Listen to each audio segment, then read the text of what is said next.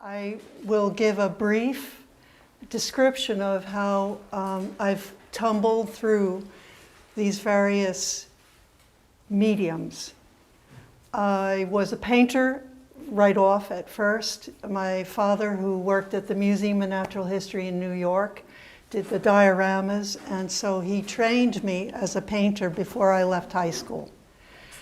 And I meandered through a lot of mediums. Rug quilting is, not rug braiding, rug braiding. I did all kinds of things while I was raising my 3 daughters. And I think that's an important part of my history because I never had a moment when I thought I'm going to be an artist. I always was. And that's the beginning and the end of it. I chose fabric maybe because of my father's brilliance in his field. I also chose fabric because it was more conducive to raising children. And so I thank my children for pushing me in these directions. I have one piece on that far wall called Convergence, and you should go over and check it out when we break. And I would like to show how Convergence came about from a drawing I did at Linden Lodge back in 1988. And this piece, I did 9 drawings of her at least, and I ended up doing 9 pieces in the fabric, needing to finally realize that I had to buy one of them back and create another one that had gotten sold. So this is showing you how I drew, and then I went to fabric, and then to reconfiguring the fabric inside Photoshop. And I had never a background in Photoshop, which was pretty amazing. We were the first kids on the block who had computer. So getting them in through the programs and learning them was a pretty major. I'm dyslexic, and the last person on the earth who you'd think would be computer wise. Once I was getting them copied, I was able to do things like the weaving. So here I have, this is going to become the weft. This is dyslexia coming, and this is the warp, and it's about just over a third done. So to give you a brief history of my background, I started out as a teacher, and I was not allowed to take art classes, but when I was 26, I walked into a basket maker studio in Chesterfield, Mass., so that was in 1975, and I fell in love. He did traditional baskets of white ash, and I quit teaching because my parents couldn't tell me what to do anymore. And I quit teaching, and I started doing baskets, and for 13 years I pounded trees and collected materials and did functional baskets. In 1990, I decided I really needed to learn about color, and the only way to learn about color was to use it. And so I figured out how I could use a heavy cotton paper and paint the paper and weave with the paper using my basket techniques that I know and love. So my main joy in making vessels is the shaping. I love shaping and making 3-dimensional vessels, and I weave them. So then, how did we get together? There was quite a period of time, maybe 5 years, that we were aware of each other's work. And that's always inspirational, being around other working artists and having that exchange going on, studio visits, even critiques. I'd say it's 15 years. 15, thank you. To me, it felt like 5. No. We're older than that. And there was a moment when I really was drawn to the idea. Do we have that early cupped one. This is me bringing to Jackie, is there anything we can do with this? And you have to look a little. Woven form. It was me taking a woven piece, such as this, and bending it around and then giving it to Jackie because I couldn't get it much further than, and I knew she could. And so it started us. This is our first collaborative piece. You brought something underway. Yeah, so this is a piece that we're working on now. So Deidre hands, we figured it out that so this is a mock-up, it's obviously not the full size. The full size is this high twice plus the bottom. So she hands me, she works with my paper, which is a heavy cotton paper, and she prints her images on this heavy paper and then hands it to me, and I cut it and weave it. So this is a work obviously almost done. And this particular one is similar to many of them in the gallery. It's woven with wire. The wire gives it structure and enables me to shape it as I weave.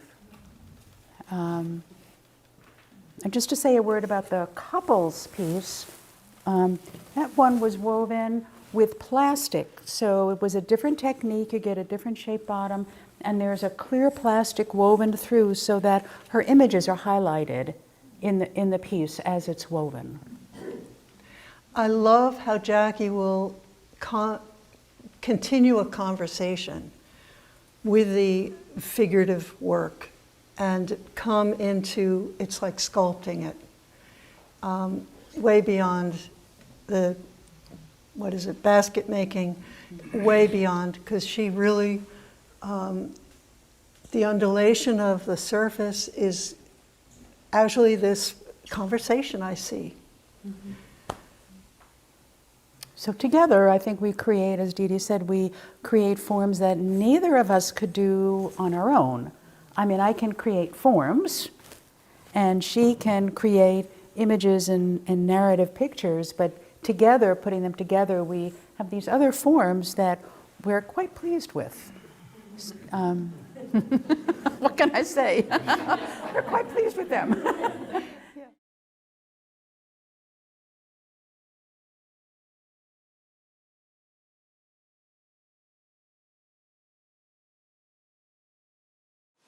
My name is Cynthia Ide. My work is process-driven. I love working with metal. I love everything about it. I'm especially drawn to the way that the stiff, flat metal that I start with becomes soft and fluid looking. I love the paradox that this soft, fluid metal that looks effortless actually took me a lot of effort. I like the way that metalwork uses both the left and right sides of my brain. I'm very involved in the science behind the alloy of silver that I use. Also, I have to think hard about how to put things together. What kind of mechanism will I use for this brooch? How will I attach it to the curves in the back? At other times, I get into a Zen-like state of mind in which this little piece of silver becomes a little landscape, hills and valleys and rivers. In the brooch Rocks and Rivulets, the spheres of gold become rocks and boulders in my mind, being washed along the streams that I see in the silver's texture. As I sit with my glasses and then my magnifiers on top of the glasses, my world shrinks into a little 2-inch area, and I can spend hours carefully placing these little gold granules. Later, usually the next day, I switch to the left side of my brain for the process of fusing the silver and gold. I have to carefully melt the two skins of metal together, but not over melt. It's exciting, but it's also a little scary. Rocks, ridges, and ravines feels like 3 long hills or ridges with deep ravines between them full of boulders. On this brooch, the little bits of gold are actually gold nuggets from Alaska, so they really look like little rocks and boulders. Dot matrix has a tension between geometry and organics. It's a textured grid formed in a square, but on the other hand, it's formed into a hill and hollow, and I used my inner sense of logic to place the gold balls in some of the niches, and some are big and some are small, and I couldn't ever explain to you in words how I decided where they belong. Yellow streaks and ties began as textured pieces of copper that I really liked, sitting on my bench for a while. Finally, I decided they needed silver frames to set off the texture. Then I decided they needed color. I withdrew into that inner Zen-like state as I painted, and they became landscapes once again. Yellow streak makes me think of a streak of lightning at night, or maybe a field of golden wheat between two hills of lupins.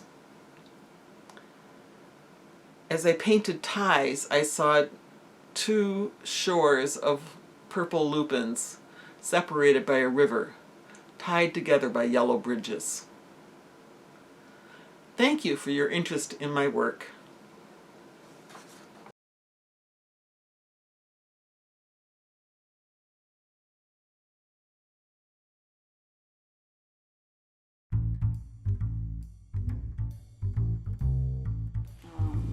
Just it's not like I have a paint bottle and I can open it up and out comes a lot of different tones of blue. I'm using yardage, I'm using fabric, so I'm creating as big a stockpile of, say, blue, and blue with patterns, and blue with green, and blue with orange, and so on and so forth. And my project for the next few years is creating the next Garden of Eden, reconstructed from the debris of today.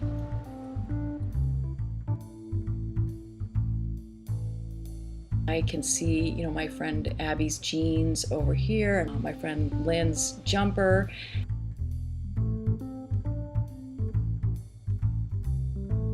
And I often know who's given me the materials, and so as I'm sitting deconstructing clothing, or I'm cutting pieces up and collaging, I feel completely surrounded by the people in my community who I love, and I think of them the whole time, and I never feel lonely. That pocket. So when I look at my work, I see my whole community being reconfigured into the Eden of tomorrow. I do all different kinds of things to alter the pieces of fabric, the snippets, the pieces of clothing, the yardage that I get. I sometimes use methods of erosion like composting or rusting on fabric. I also use a stitched resist method where I stitch up fabric and paint on it and let it dry, and then clip the stitches and iron it, creating layer upon layer of color and pattern and texture. I print on top of what I've painted, using a sort of a rudimentary stamping technique.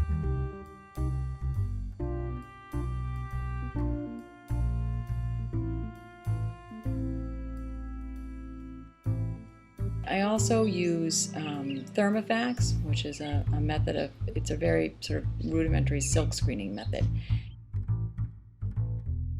Having worked as a designer for many years has enabled me to really internalize sort of visual ideas. So I've worked with fabric for many, many years with clients, and so it influenced my choice of media, of being fabric, because I love fabric. I could take a bath in fabric.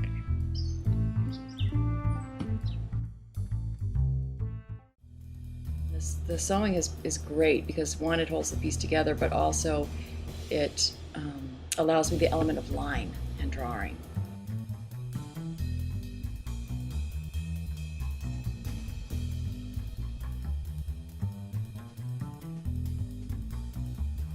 I have to work flat when I start because it's all pieces of fabric, and they'll fall down if I actually have them up on an easel or anything. I really like to keep my horizon line really high because I like the idea of us feeling very small in comparison to the power of nature. And in this piece, I really wanted to work more and more with the below and the underneath. And it's almost as though the picture plane has been tipped up, but we're going to be looking underneath and at a tipped up brassy plane. And then, you know, way up is this idea that there is something out in the distance.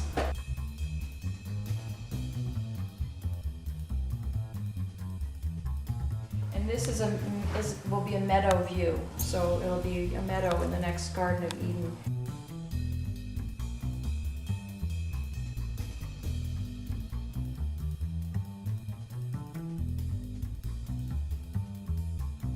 And I do like the reference to, you know, to the people in my life that are in here right now.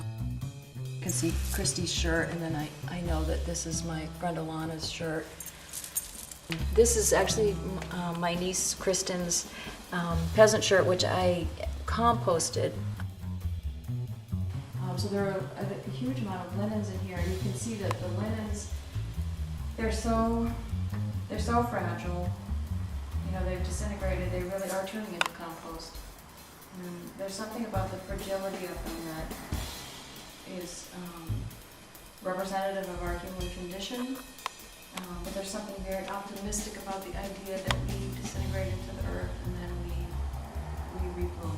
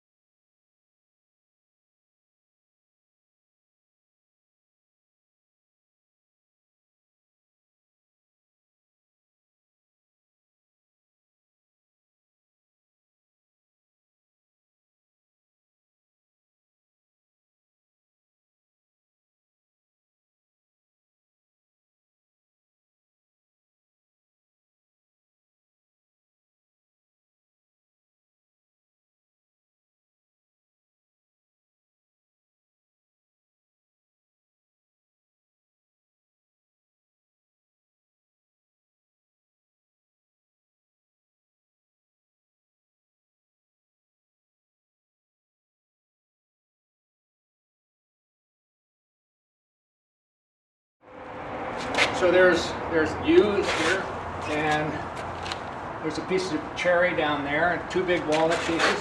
And behind me,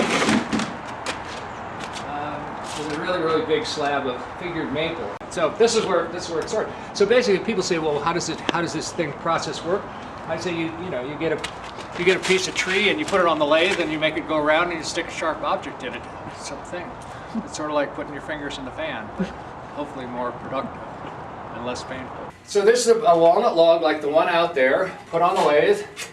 This is a big, heavy lathe that weighs about 1,000 pounds. It's called a stubby.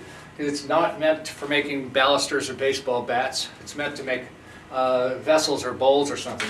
This whole bed can swivel for different angles, and eventually you can hold even big pieces, hold them, you shape the outside, figure out some way to hold it by one end and then hollow it out with, I can give you a little bit of that. And then so the wood is turned green, and it's always subject then to distorting and stuff a bit later. But it's so much easier to turn green wood because it's cooler and easier, and it's not as dusty and all that stuff. And it's sort of, I never was a surfer or a downhill skier, but it's when it's really fun, a big log and the shavings are just going, like I said to you, the shavings are going everywhere. I figure this is what downhill skiing must feel like, people who do that. It's really fun. But I better put a mask on, because the danger here is that this is just a split, as they will. You can see the end grains are checking a little bit.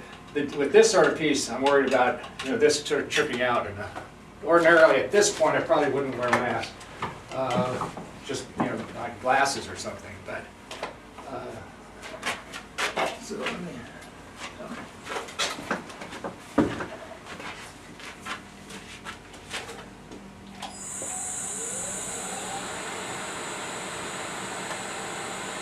It's dusty in here.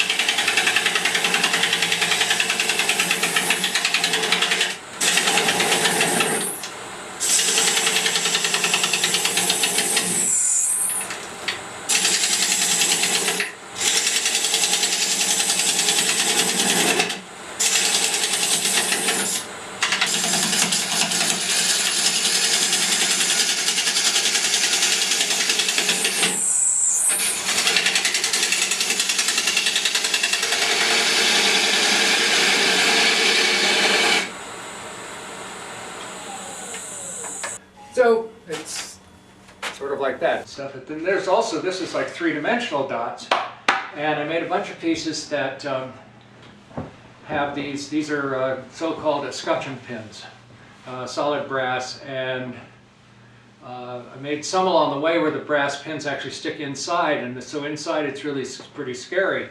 And they call those the Iron Maidens, like the supposed torture device that people are familiar with. But so I made a bunch of those pots with dots that went inward. We have one that when the pins stick outward. So it finally culminated in this one, perhaps. And this was elm, and it's sort of boring wood. And so it's stained very, very dark blue, and then put in these pins. And it's not as complicated as it might first appear. It's just really, really tedious. And so I laid them out on the lathe, drew this sort of as if you're drawing latitude, longitude lines, and then I marked them all with a little wood-burning pen, and then I sanded off all the lines and drilled all the holes with the Dremel tool. Some people knit. I was sitting watching TV, drilling holes, and I drilled all the holes. It was all completely finished, and people often ask sort of how long did it take you to make a certain piece, and I sort of lose track because we do it over time, and you start and anyway. But so I thought, well, I'll just keep track. How long will it take to put the pins in? And it took 13 and a half hours to put the pins in when it was completely finished. Little needle nose pliers, and these are the smallest escutcheon pins, and tap, tap, tap, tap, tap, tap. And this one has 2,544 pins in it. So I started into another piece of walnut, and I wound up with this piece, which is called Serpens, a coil, Serpens 1. There are a couple others that came later or something, but this one, and this looks like it's segmented because it's got a lot of cracks along here and stuff, but it was on the lathe only in the sense that I held it on the lathe to be able to work on it and turn the original form, and then just slowly carved away at it to make this circular thing. So it's made out of one piece of walnut, just looking down sort of through the base of it.